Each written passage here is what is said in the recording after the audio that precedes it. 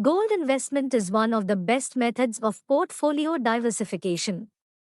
Investing in gold is a trend right now, just like investing in the stock market or mutual funds.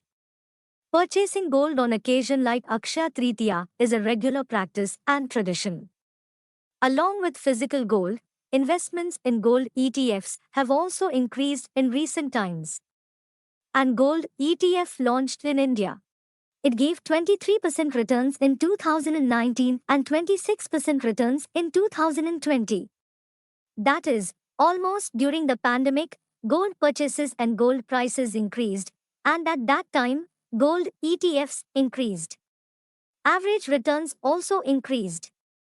In 2020, the gold ETF return was 26%, like gold has not increased much.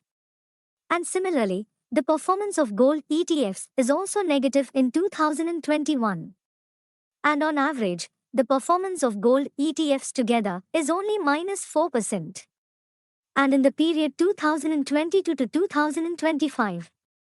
That is, from the last 3 to 4 years, gold ETFs have been giving very consistent returns, and at present, gold ETFs are able to give returns between 25% and 30%. If you have invested in a blue chip stock in the stock market, or even better option than a large cap mutual fund is gold ETFs, you can get consistent returns in gold ETFs in recent times. The reason for this is that gold prices have increased a lot in recent times. The concern is, gold rate is increasing from the last 3 to 4 years. Will it increase in the next few years? Gold prices may increase significantly, and there is a chance of it reaching 3,700 per US dollar in the coming days. That is, it may reach nearly 1,05,000 per 10 grams. By next Akshaya Tritiya, it is an estimate that there is a chance of gold increasing slightly in the next 26. Why do most investors estimate gold as a safe haven in such cases and invest more in gold during uncertain times, which means that the inflows into gold increase more? Those who invest in stocks and those who have more mutual fund units also exit from there and start investing like gold ETFs, so you will see a lot of number of units purchasing or buying here. So as mentioned earlier, like every year, gold ETFs have performed. Except for 2021. And if we look at the average returns of gold ETFs from the last 5 years are nearly 13 to 15%. Where last 10 years means that in the last 10 years, the performance of gold ETFs is only between 10 to 12%.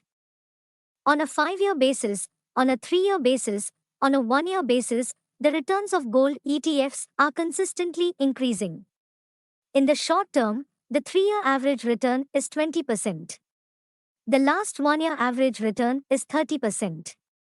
The 5-year average return is nearly 13 to 15%. The major reason for this is that the gold price has been increasing significantly. Since the last 4 years, i.e., in the coming days, for example, suppose the gold rate increases further and the average returns of gold ETFs are also likely to increase. Another thing is that when investing in mutual funds like mutual funds, there are expense ratios. And for those who invest in gold ETFs, the expense ratio is generally very low. So it is generally below 1%.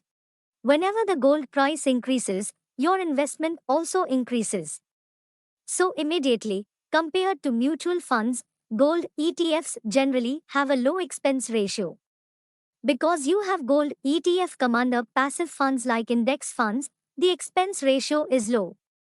Since index funds are a category of passive funds, so already you have gold ETFs that depend on the price of gold.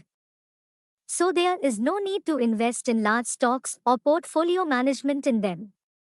Gold ETFs increase depending on the direct gold price. So that the expense ratio here is also low.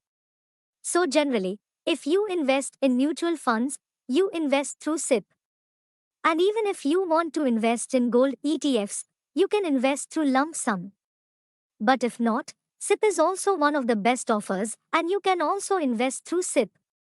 But we regularly buy stocks in the stock market, even in the country, so in the same way, you can invest in gold ETFs directly with lump sum. Lump sum amount. That is, whenever you think that gold prices have fallen, at that time investments in gold ETFs will also increase. And at the same time, there is almost no exit load. But in mutual funds, there is generally an exit load. Whether you redeem before 1 year or 3 years, you will have an exit load, but in ETFs, there is generally no exit load. So, those who do not buy gold directly can procure gold through a cost effective mechanism. And at the same time, there is almost no exit load. But in mutual funds, there is generally an exit load. Whether you redeem before 1 year or 3 years, you will have an exit load, but in ETFs, there is generally no exit load. So, those who do not buy gold directly can procure gold through a cost effective mechanism. For those who think gold ETF is a very simple and convenient mechanism. So, this is basically an exchange traded fund. Why are gold exchange traded funds popular in recent times? And what is the difference between exchange traded funds and mutual funds at the same time? Why is the expense ratio low in gold exchange traded funds? And if you like this video, be sure to subscribe to the channel and like this video. Thank you.